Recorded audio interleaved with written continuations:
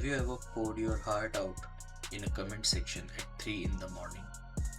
Or maybe you read a tweet from someone living halfway across the world and thought, oh my god, that's exactly how I feel, in a way your own family or friends has never quite felt.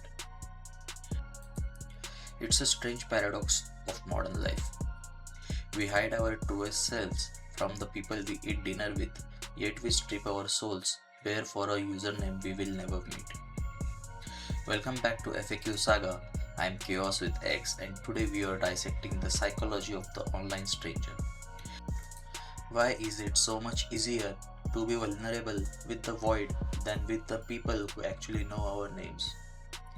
This phenomenon didn't start with the internet. Sociologists noticed it long before Wi-Fi ever existed. They called it the stranger on a train phenomenon. Imagine you are traveling. You sit next to someone you will never see again. Somewhere between stations, you find yourself confessing your deepest fears, your regrets, maybe even your marital problems, things you've never said out loud to the people closest to you. Why does that happen? Because that stranger carries no baggage. They don't know your past, they don't know your parents, they don't know who you are supposed to be. And most importantly, they have no stake in your life. The internet is just a massive, infinite train that never stops moving.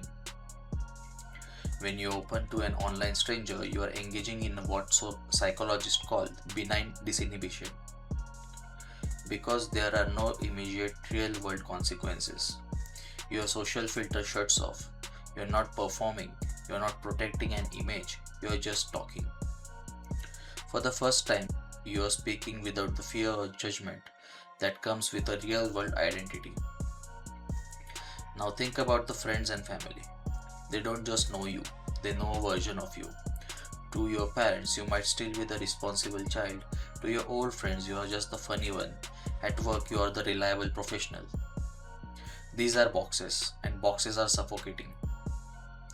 If the funny one suddenly says, I think I'm depressed, it disrupts the whole entire system. People get uncomfortable. Someone tries to joke it away. Someone else rushes to fix it. Not because they don't care, but because it doesn't fit the version of you they have already accepted. An online stranger doesn't have that box. When you say, I feel lost, they don't compare it to who you were 10 years ago. They don't measure it against your reputation. They take the data at face value. They see you exactly as you are, right now in this moment. That purity of perception is addictive. It feels like validation because it is. And then there's the algorithm. We forget that sometimes, but the internet is not neutral. It's a sorting machine.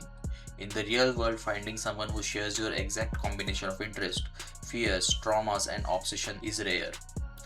Your physical environment is limited by geography, culture, and coincidence. Online, those limits disappear. If you are grieving in a very specific way, there is a community for that. If you love a niche genre of retro games, there are thousands who speak that exact language. If you are questioning your identity at 3 in the morning, someone else is doing the same thing and posting about it. It creates resonance. You feel seen because you are literally seeing reflections of yourself that doesn't exist in your immediate physical world. It's proof that your internal experience isn't broken or strange, it's shared. And that relief is powerful. It tells you that you're not alone, that you're not crazy, that what you feel has a name and a pattern and a place. So the real question is this healthy? The answer is complicated. It can be healthy, it can be cathartic, it can be the first place where someone feels understood. For many people, online spaces are the first steps towards self-acceptance. But it becomes dangerous when digital intimacy replaces real intimacy. Strangers can offer validation, but they can't offer care. They can listen, but they can't show up. They can see you, but they can't help you move a couch or bring you soup when you're sick. The goal isn't to abandon the internet. Use it to feel understood. Use it to find people. Use it to practice honesty. But then, and this is the hard part, take that bravery, take that vulnerability you give so freely to strangers and try to bring just a piece of it into your real life. Not all at once, not perfectly, just a little. Because real connection isn't about being just seen by everyone. It's about being seen by someone and letting them stay. If this video made you feel seen, leave a comment below. I read them. And I'm a stranger, so you can tell me the truth. This is Chaos with X and you're watching FAQ Saga. Stay curious.